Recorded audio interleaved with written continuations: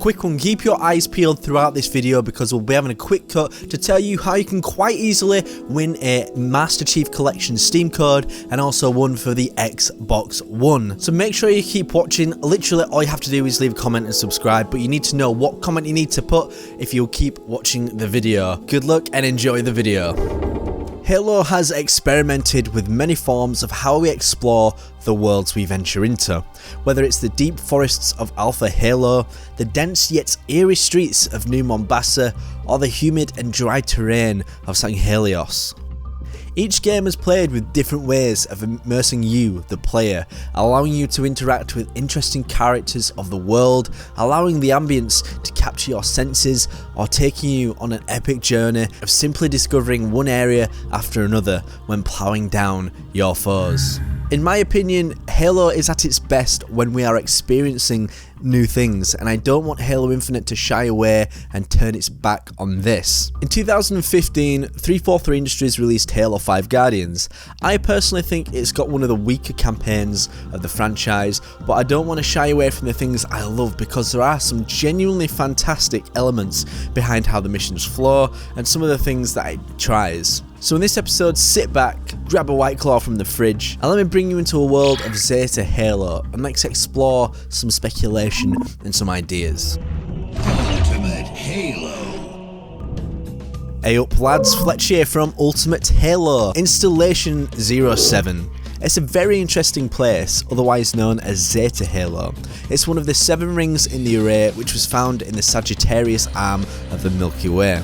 Originally, the ring was 30,000 kilometers in diameter, but after taking some heavy damage, it was reduced to 10,000 kilometers, which is more in line with the other rings located across the galaxy, and it's considered to be one of the most mysterious rings according to Oni, when you look back at an extract from Halo Primordium. In the ring's history, the Forerunner known as the Master Builder experimented on humans, and it was believed that they were immune to the Flood, and these experiments were utterly brutal. So much so that there were areas actually referred to as the Palace of Pain according to primitive humans.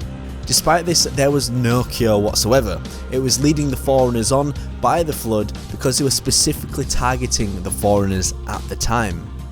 There was a lot of horror that went on the surface of Zeta Halo, and it's a ripe opportunity to explore areas in which this took place. It's also understood that there are actually samples of life on Earth, such as bees, mosquitoes, actually that doesn't seem too much of a good idea, rabbits and bats. But there's also thick, dense forests teeming with life, salty oceans absolutely full to the brim with marine biology. So just from highlighting a few small points, we already know that this ring is going to really intrigue players when they land on its surface. So there's a lot of history we know about, and I'm sure even more which we do not, which then leads me to consider, how are we as players going to experience this world? As mentioned before in the intro, Halo 5 did quite a lot of things wrong and quite a lot of things right. I absolutely loved the non-combat missions, in particular the first one on St. Helios. Listening to the natives murmur between themselves, talk about their internal politics, how they interacted with other species as well as grunts and humans, going about their business, it was all genuinely fascinating. With that in mind, I've always said that I would love to see these expanded upon in future titles because there's so much room for opportunity. As Halo fans, we get something different out of each game, whether it's multiplayer action, custom games, mayhem, or singles player stories. In my case, it's definitely the stories. These worlds have captivated me since I was a kid, and the small details that I never understood always paved the way for me to speculate and make up my own stories about what I am seeing and why it exists. But I also did this for the multiplayer maps, to be fair. With not much context, I always wondered what happened in Blood Gulch. Why were there 2 bases in the middle of a canyon, and why was boarding action a map that was split into 2? Another series that does this in a superb manner is The Legend of Zelda. When The Legend of Zelda Breath of the Wild was released, I was dragged into that world not because of what it told me, but more so for what it didn't. I explored worlds at my own leisure, picking up pieces that led me to run wild with theories and ideas that most likely I wouldn't have thought of since I was a kid. Then for us Halo fans, think back to the streets of New Mombasa. I recall thinking about life before the Covenant invasion. What were these cars doing on these streets? What were the inhabitants of these buildings doing whilst they knew a war was raging on the other side of the galaxy? Hopefully at this point, I'm starting to illustrate how Halo Infinite can build immersive worlds based on games that came before. What I would like you to do is watch this Halo Infinite trailer alongside the Halo Combat Evolved E3 demo prior to its release. But before you do that, if you want to win this Steam MCC code or Xbox One, leave a comment down below in what you would love to see in Halo Infinite in absolutely any regard, just what your main request is. Then simply state if you want a Steam code or a Xbox One code. The best comment for each will win their own respective code. I'll then try to reach out to you by DM and announce the winners in the next video. So, good luck.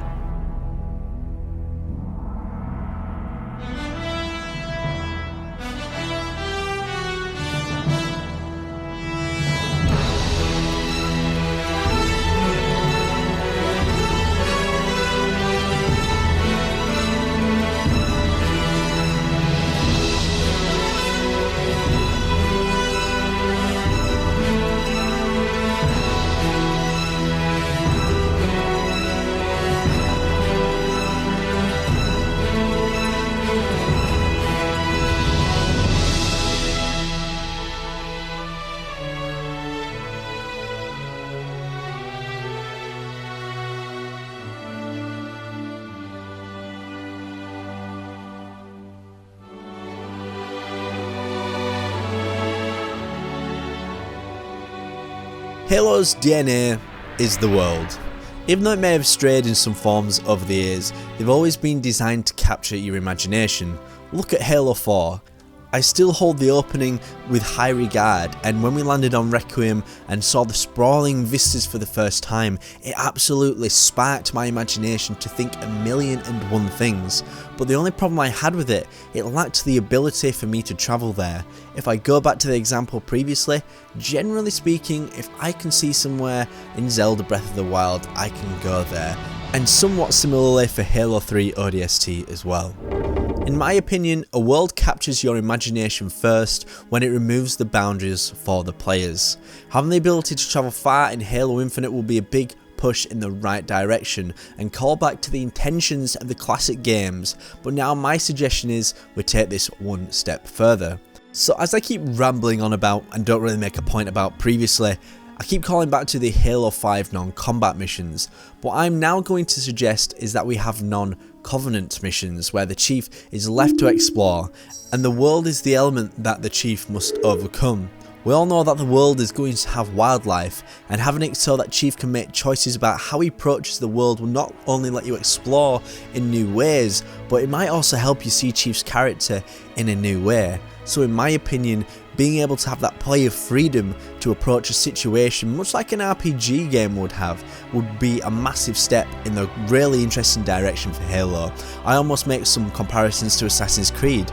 Sometimes you don't have to go in stealthy, you can go in all guns blazing, knife the hell out of whoever you like, but ultimately if you want to take the sneaky route, it might have benefits in doing so. So on the back of that, imagine this. You're working your way through a dense jungle. You can hear the murmurs of the beasts in the background. These things are dangerous, and Chief alone may actually struggle. You then make your way to a huge vista where everything starts to open up for you. From this stage, all you have to think about is where do you go next. You've avoided danger for now, and the world is your toy box. Make it from A to B however you like. Find an abandoned vehicle, clamber up a side of a cliffside to cut across to your objective, whilst also taking out dangerous animals and picking up clues as you need to go ahead.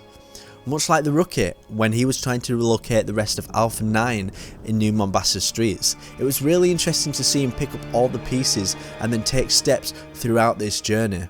In all reality, this idea for exploring Zeta Halo could be a hub world to help Chief get from mission to mission, and exploring areas at day and night will just make the world feel alive. We can even see the day and night cycle in the Halo Infinite E3 trailer. Of course, it's hard to say whether or not this will be something that's implemented in the game because it's more meant to illustrate the power of the engine, but part of me just believes that something is behind the reason why they did the day and night thing. Personally, I feel like Halo fans need something new. Exploring unexplored territory and seeing Zeta Halo in pieces in the sky as per the second E3 trailer would also be a very interesting visual concept for us all to see, because normally we used to see the ring in full one piece. Well, except for then, but that was different, okay? With all this said, hopefully this is going to be part of 343's plans. I love exploring the worlds of Halo, and you can even tell from one of my last Halo Reach videos that getting out of maps is a lot of fun just because exploring outside in these worlds is just ridiculously interesting. At this stage, please tell me, is there anything you would like to see in Halo Infinite? Make sure you go and win this code down below, it's super easy to enter. As always, my name is Jack Fletcher, and I will see you next time on the one and the only Ultimate Halo. Subscribe now to Ultimate Halo for more unfriggin' believable Halo content.